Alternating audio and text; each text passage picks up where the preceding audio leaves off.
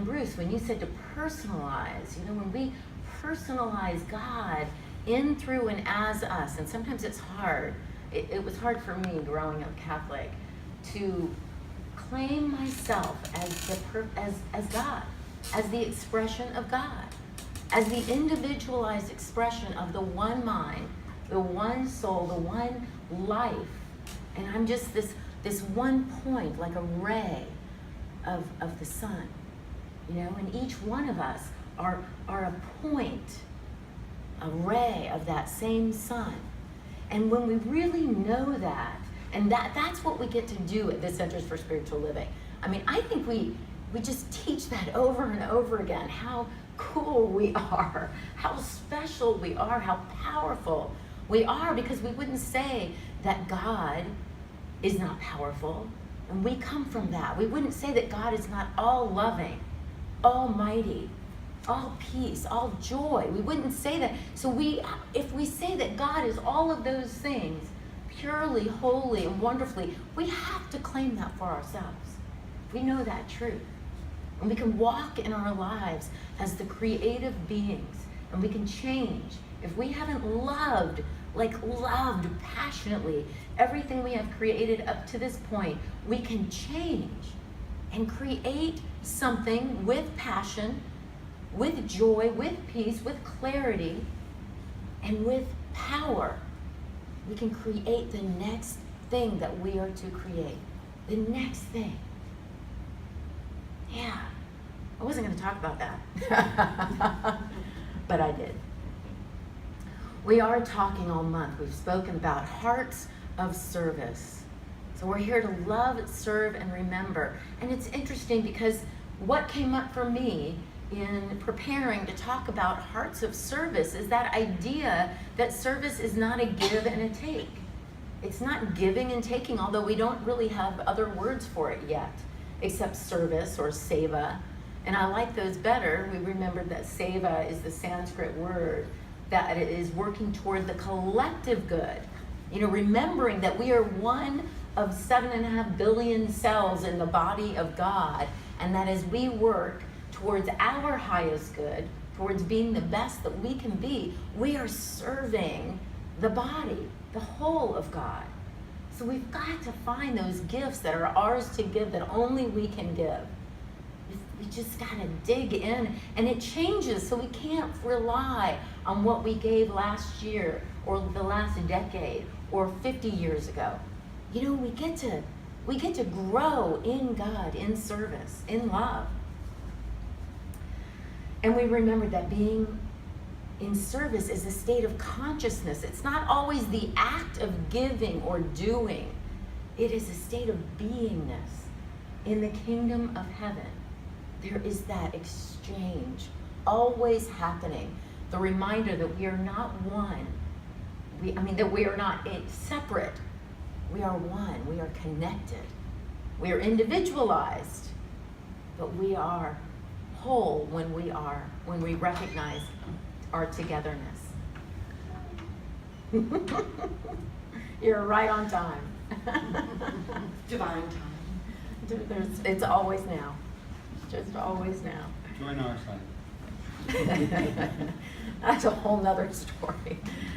But today we're talking about you can change the world, and I really don't have to say anything after Bruce's reading. That was just absolutely what the talk is about.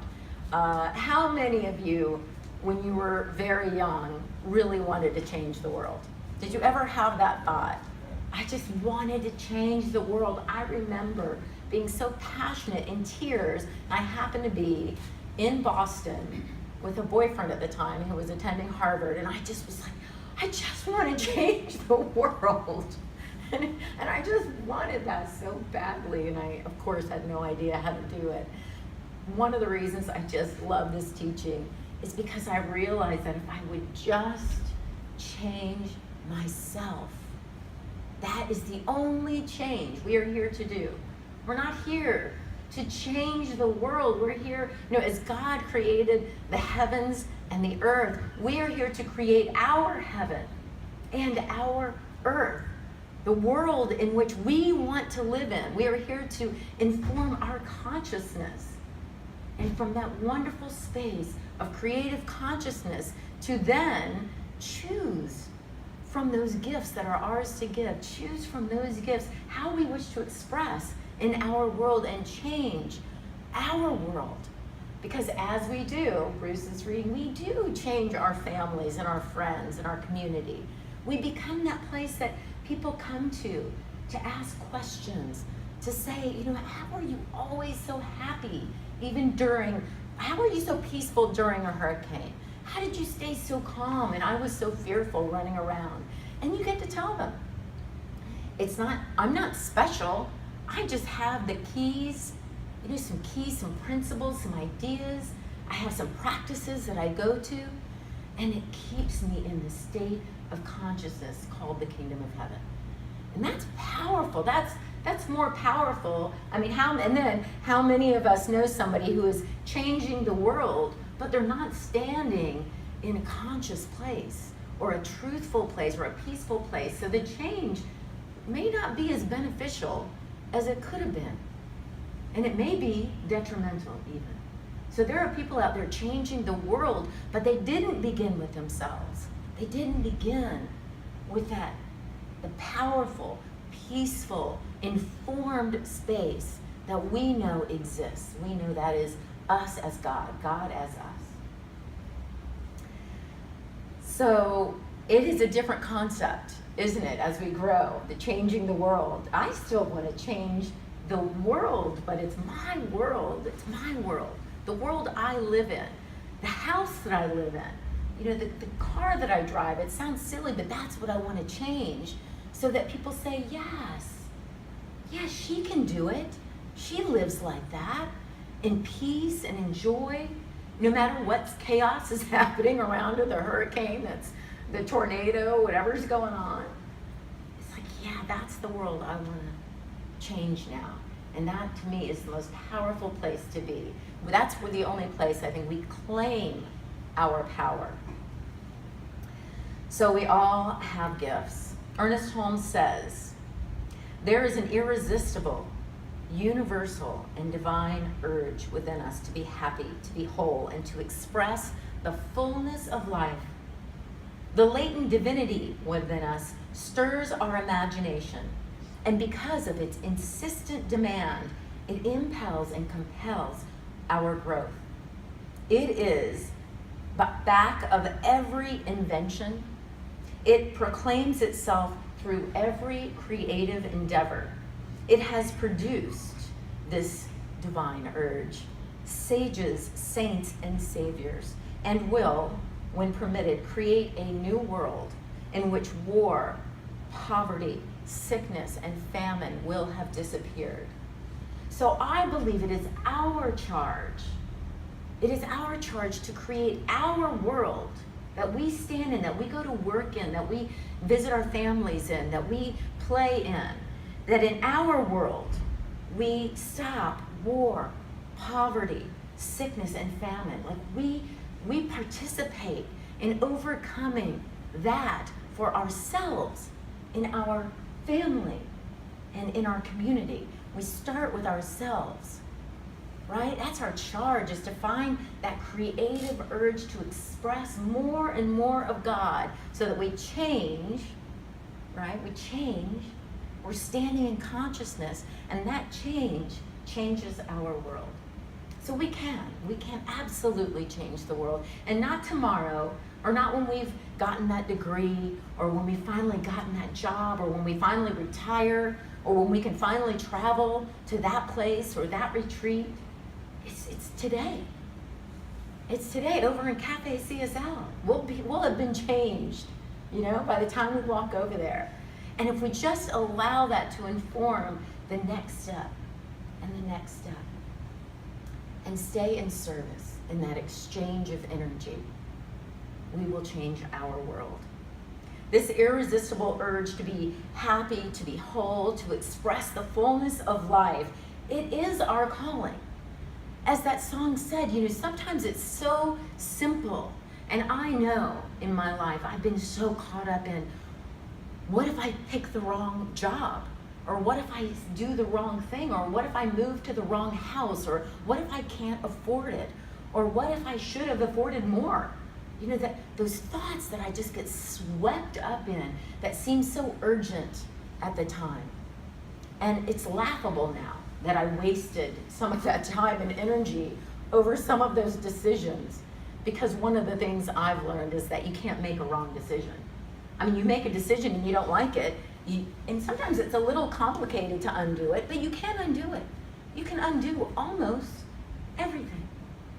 If you just make a decision and you're not standing in that place of fulfillment, of an expanded consciousness, of a greater sense of joy, then you go, I thought this was going to expand my mind and my consciousness, but I'm not feeling it. It's like, I'm gonna go step back over here into that other decision. That's all. I think it is that simple now. Now. I wish I had these teachings when I was in my early 20s. But now we get to teach and be that shining example for those in our lives. The kids, the grandkids, the people. We share through that energy. That's our service. That's our calling. This, if we allow it, this urge to be God, the expression of God, the fullness of life in our lives, it will guide us to what is ours to do. It will always guide us to the next thing we're supposed to be doing, that we're supposed to be passionate about and inspired and happy and joyful. It is a playground after all. I just think it's a playground. For some, it's play and activity and joy. For some, it's peace and calm. Our playgrounds look different. But it is a playground, a place to express and experience. So what part of this body of God are we in? The little cell that we are, how are we contributing to the whole health of the body of God? And as we discover what is ours to give, what is ours to do, what brings us joy and passion and peace and power, and we'll find that everything we need and everything we've ever needed has already been given. Again, that's why we don't have to wait till we finish the class or till we move into that house or get that better job, whatever it is. We can do it now because the gifts have already been given. The gifts are gifts in consciousness, the gifts of God, all those qualities, and they've already been given. So we have everything we need right now to go to that next place, to go to that next level of expression of our joy, our peace, and our prosperity. So we change the world by doing what is ours to do, and by doing it the way only we can do it. No one else can do what we're meant to do.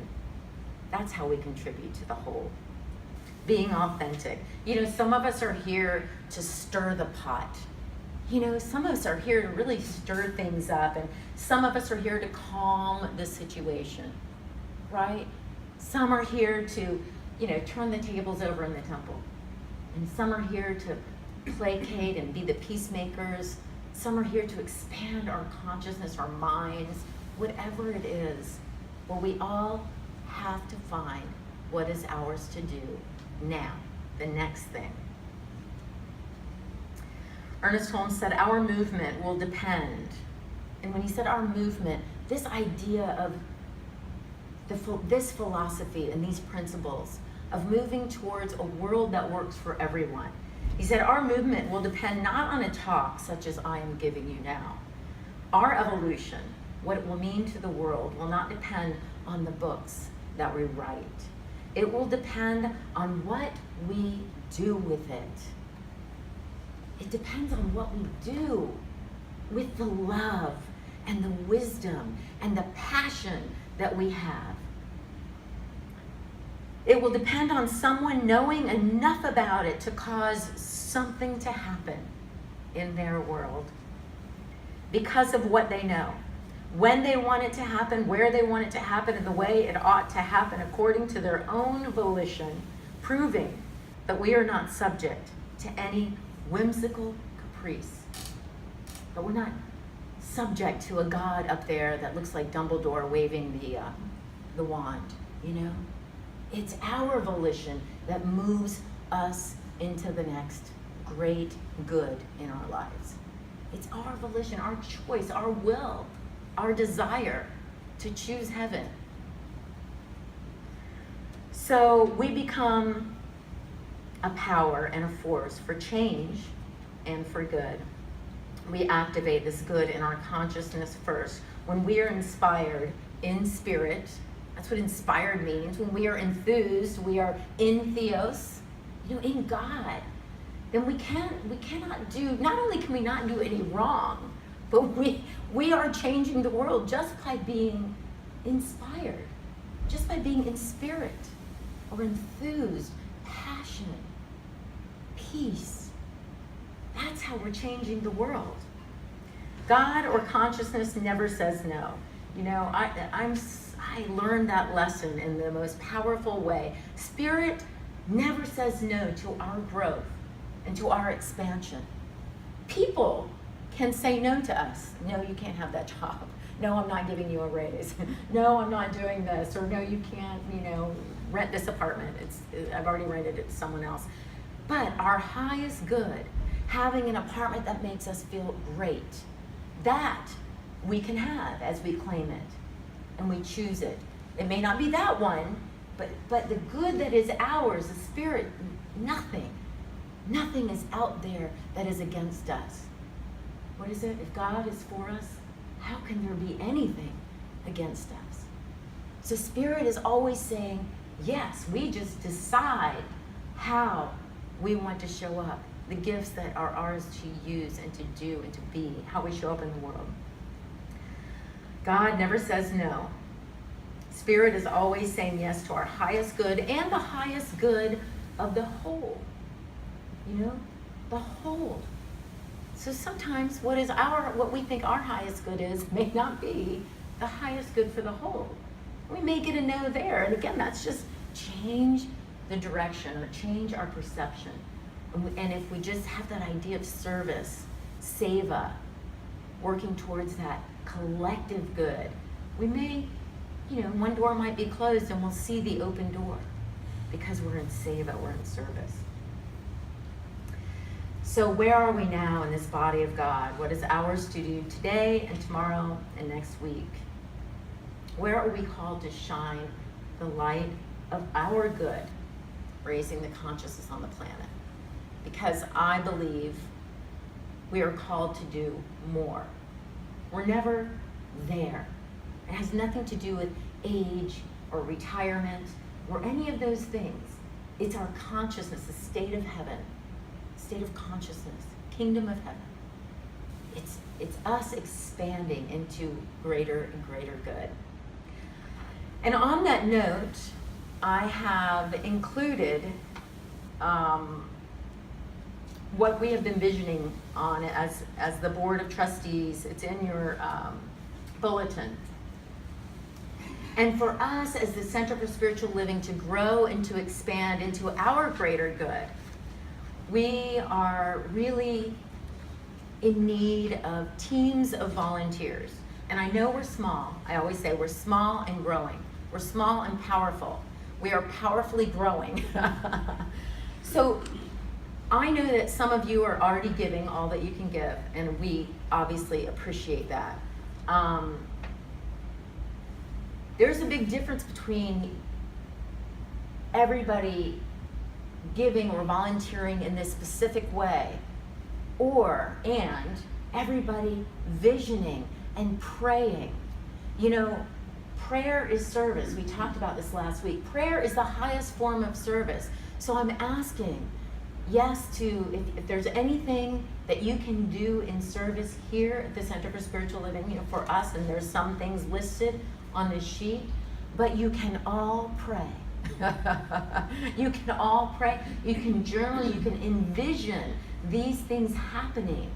These things as already happened, as the center thriving. So I'm asking to join with me. I do this 30 minutes every day, and I see the center growing because these teachings, and this passion about these teachings can spread like wildfire. And if any town needed it, it's Jacksonville. I mean, every town needs it, every community needs it. There should be a center for spiritual living on every corner. I'm a big believer in that. Somewhere where everyone is welcome, where every single person is welcome, and everyone who comes can learn that they are the creative and divine expression of God itself, and they can change their world right now, right today.